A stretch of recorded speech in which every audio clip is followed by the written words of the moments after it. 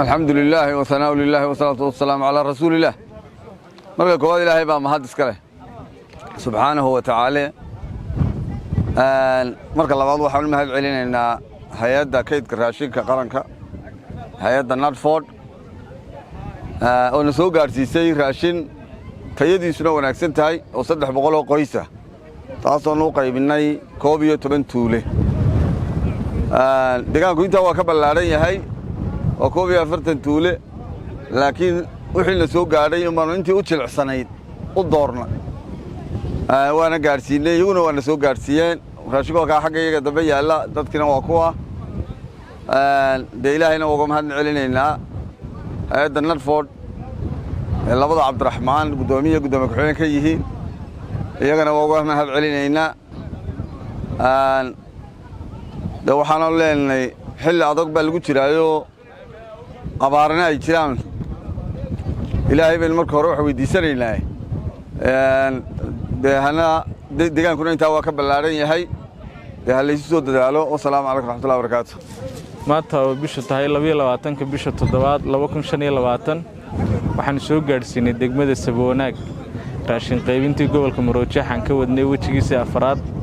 راشين كاسوردن صدح بقولو قيس كنتي إن هايد مارين تافوين كيد كراشين كقرنكا أوجو وكيل قرنكا إني سوق جالسيسو أما تاجرتو حلية عباره تران دت كده تلعسن جودهان كنول تمرد سمالان قبل ده كل دوان وحن مانتا أو إن هالكم كودون سيننا قدوميها دقمة السبونا قدومية خضر سعيد نور صدح بقولو قيس كنتي دقمة ودقمة بلاران ودقنا فربضان حكمته waqtiganna aan ku soo beeganay waqti abaar baan ay ka jirto dhamaan deegaanada Soomaaliland gaar ahaan deegaanada gobolka Muruujeex waxaan qiraynaa deeqdan inayna ahayn mid ku filan iyo mid gaaraysa dadkii baahnaa ee degmada ee loo soo xulay waxaanu ballan qaadanaa in raashinkan kuwa ka dambeeya aan soo kordhin doono oo degmada wax wanaagsan soo gaarsiin doono waxaanu ognay baahiyo kala far badan inay ka jiraan degmada ما هنا مركي كوبادة هايد وديار جروج أفوين كيد كراشين كقرن هيدق راشين سوق جالس يصدق مدة سبوناك لكن وحن لنا وذا شقين شوكتا ودوين كودن بيه وحن شو شوكتا وذا شقين نمام الكدق مدة وكل بوح حكومة ده يقول تلاقي شيء سوق جالسين إنك كنتي وحن ما هنقيا مدحونات جمهورية الصومال مدن عبد الرحمن محمد عبد الله عره وبالانقاد كيسها عندك كن دن تيار حلية ذاك لقرب اشتاقو لا دمقدو لا dareen noqdo isagoo ballanqaad ka fulinaya ee hay'adda qaranka wakiilugata ayaan mar walba degmooyinka Jamhuuriyadda Soomaaliland gobol kasta degmo kasta wixii hay'adda wado la gaarsiiyaa waxaan kaloo mahad celinayaa gudoomiyaha hay'adda diyaar garowga afooyinka karaashinka qaranka mudane Cabdiraxmaan Maxamed Ismaaciil Dixood iyo gudoomiye ku-xigeenka Cabdiraxmaan Maxamed Xamdulle runtii iyagu nagu hogaaminaya siyaasadda in dadkeena danyarta la garab istaago runtii hawshanna qaybta ugu weyn ku lahaa haday noqoto qorsheynteedii haday noqoto qaadisteedii haday noqoto